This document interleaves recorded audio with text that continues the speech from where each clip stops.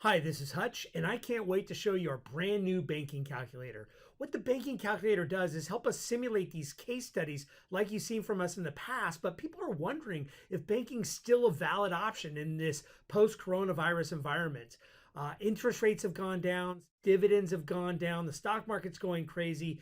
Carriers have revamped all their pricing for products, and so people are wondering if banking with insurance is still a good option. And I would say now more than ever, especially with all this madness going on, it's actually better than ever. But don't take my word for it. Let's take a look at the math behind this claim. And what the math is going to show you is the mathematical equivalent of this conversation that I know you've seen before in my other videos. If not, you can check out bankingtruths.com/basics to watch the full 6-minute video to understand the concept of how the banking concept works before looking at all these details.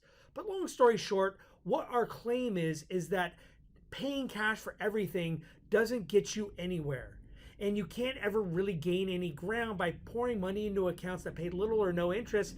And once you spend the money, you certainly can't earn any interest. However, by running the same funds through a properly structured banking policy, even if you borrow against it, when you pay down those loans, you actually end up at a higher place in line each and every time because your assets are continuously compounding in the policy. You're not taking money out, it's never leaving, it's in there growing for you. So let's take a look at the math behind that right now.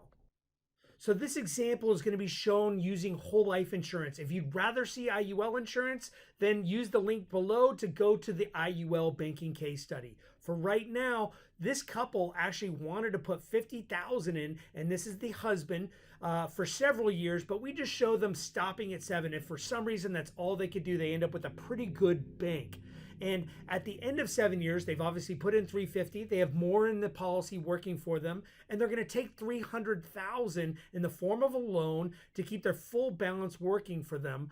And you can see that they're going to pay back 60,000 a year. Now, this would be buying rental property and funneling rent back in, or using it for business interests, or whatever it is, using their bank for however they see fit. And you can see that there's 3 different $300,000 loans, and every time they take a loan, they're just going to pay back principal. Now, you could and should pay back interest, but right now we're just comparing apples to apples with paying cash. And usually when people pay cash for things, they don't pay themselves back with interest. So that's how we like to illustrate it. And you can see at the end of 23 years, they've paid back all the principal that they took in the form of these loans, and they still have an outstanding loan balance of over $220,000. Now, you can see that the net cash value at the end of 25 years is $675, but they have $232,000, actually more than that, in the cash value balance, still earning interest and dividends. And that's part of what makes this so powerful. And the net death benefit, that's not representative of the fact that there's $232,000 more of death benefit. So this is your green line. When we looked at those schematics, this represents the green line with the red lines. Now let's look at the blue line. So everything you're going to look at on this page represents the blue line, that paying with cash, hence the paying with cash options you see on the right. And so what we did is we took the exact same cash flows that we had in the illustration and we pumped them into this calculator, and we're going to represent whether it's a cash account, a brokerage account, bonds. We have inputs down below where we can toggle the rate of return, the tax rate, and we're going to look at that together in just a moment. And by the way, if you want a copy of these reports to be able to study in more detail, you go to the page below, enter your name and email, and you can get these reports sent to you as a PDF to take your time and examine everything to make sure we're not cooking the books, because this is going to look very, very good in just a moment. So as we scroll down and we see the same thing, the 50,000 7 times, we're not borrowing 300,000, but we're actually withdrawing, because this is a bank account, and then paying back 300,000, and then withdrawing 3,000, then paying back 300,000, not 3,000. And we get down to the bottom here, and what we see is that there's 415,000 in blue. Again, this represents the end of that blue line. And you can see on the right, we used a cash account of 2%, which is extremely generous for a savings account. They were actually making closer to 0.2, but we're going to spot them too. And their tax rate was actually much higher. They were in the highest tax bracket in a state that also charge very high state tax. I should be showing 46. Instead, we're going to use 33. And we're going to see, even if I cook the books to the other side, things look very, very good. And the annual term cost, what we're representing, what I like to look at is when they'd have term anyway, say 20-year term, I try and find the least amount of insurance. They had a lot more than $640,000 of death benefit over and above the cash value the whole time, but we're just going to find the least amount that ever was during that 20 years because that would be coming out of the cash account. Now, on the left, you see the 675 in cash value and the death benefit of 1264. Now, if we go back to the illustration that we looked at, you see 675 right here and 1264 over here. And we look at this, I just copy and pasted that in here. Forget these for just a moment. We're going to look at these alternate scenarios in just a moment, but just using the policy loan, and this happens to be a direct recognition carrier, just using the policy loan, it's pretty good. Instead of 415, you have 675. And in fact, when we go to net values with policy loan, we can actually look at it graphically and see, okay, well, what exactly is going on here? So on the left, you see the 415,000 in cash. On the right, 675 in cash value. That's 62% more cash value, or an extra 259,000. What's a $250,000 amongst friends? Not to mention, but that 640 of term or whatever it was that went away, there's 589 of paid up death benefit because this has been done with a reduced paid up. So there's 589,000 of contractually paid up death benefit that sits on their balance sheet, which is nice. And even if you don't care about the death benefit, if we scroll down and we just look at just cash on cash, okay, well, it's still pretty good. Which would you rather be? Would you rather be the guy on the left or the guy on the right? Most people would rather be the guy on the right. Plus, you get all those benefits up top, either by law or by contract from one of the oldest and strongest mutual insurance companies out there. Now, let's talk about alternate scenarios. So we wrote a piece about direct versus non-direct recognition, and there are loans out there, we like to call them synthetic non-direct recognition, that beat the best non-direct recognition carriers out there. So it's a way to get a lower loan rate, and what I'm showing with this is how you have an outside loan. They're through outside vendors. You can get them as low as 3.25, actually 3.24, but who's counting? 3.25, and what I did is I had the loan growing across to the right. So you see 3.25, then 3.5, then 4.25%, all the same withdrawing that you saw from the cash account or borrowing against the illustration. I'm going to show this loan rate growing. Now, granted, it is starting a lot lower, but I'm not going to show the dividend growing as well, which it probably would if interest rates got back up. But just say it didn't for a moment, then what we do is we run an illustration where we just show the cash value without any policy loans against it. And then we build this loan to show whatever custom loan you want. And then it's going to produce a certain result. Again, we're showing the green line, so it's going to be in green. And if we graph that, what we see is that instead of 60-some% more cash value, how about 105% more cash value? And instead of 589,000 of paid up death benefit, how about 649? So instead of 259,000 of cash value, how about an extra 438? Instead of 415, you have 853. So by using these outside loans, even if they go up and your dividend doesn't, this is pretty good. Now, these clients thought so too. So they said, how do we really optimize this? I know we wanted to start slow and see how it went and do some later, but they realized how much they were missing by not having their money compounding for them. And the earlier you get it compounding, the better. So they said, let's deploy that $500,000 in a little quicker. And instead of doing it on the husband, it just so turned out the wife was the bigger breadwinner. Plus she was younger and actually got a little bit better rating.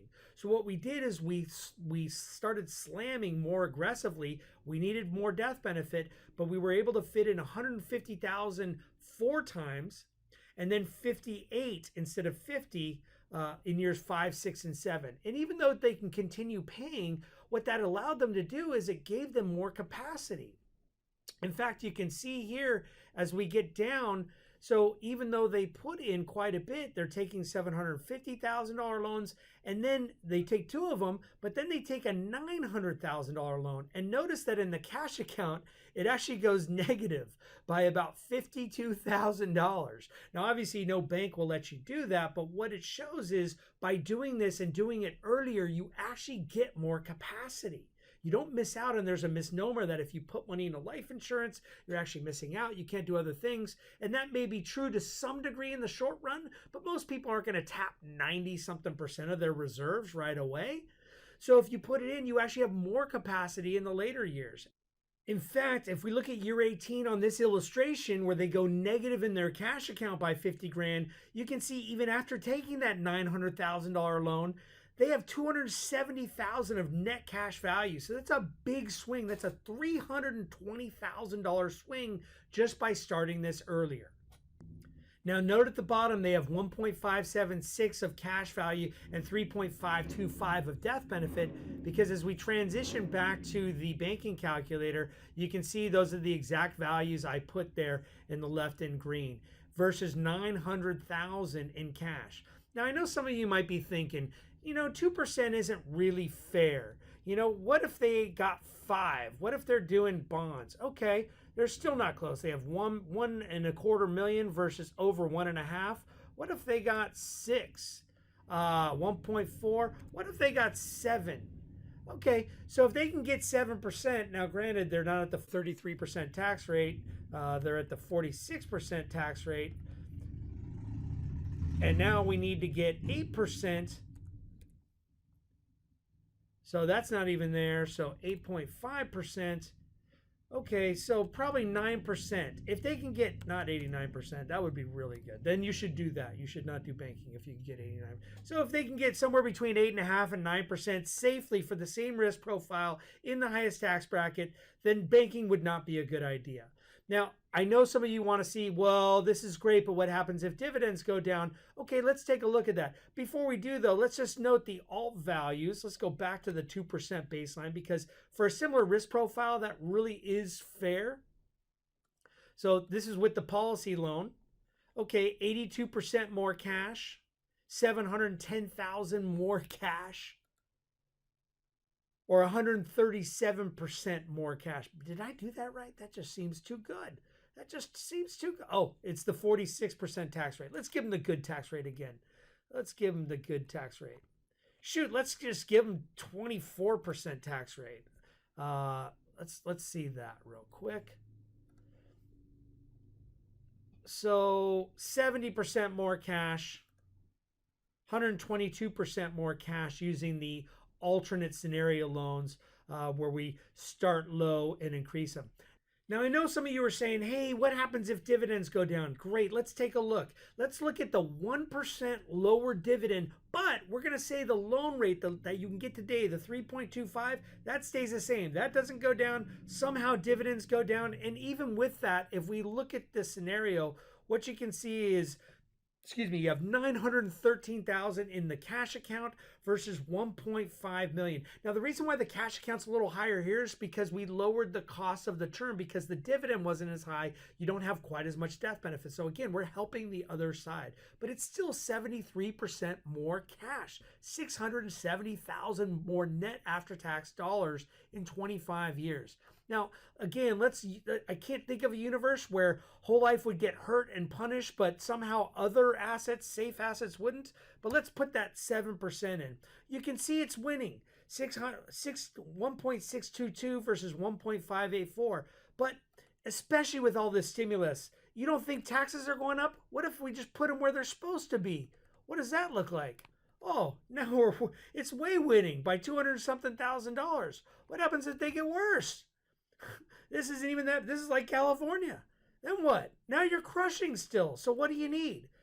What you need is a team who can show you how to do this for yourself, who's going to show you the biggest, oldest, strongest companies out there, who's going to show you the best policies possible with the optimal combinations of riders the very first time so that you have maximum performance, maximum flexibility, because fire sales are coming, market downturns are coming again, future higher taxes are coming. There's no free in spite of all this free money getting handed out. And my team's happy to help you do this and save time so that you can focus on what you do best.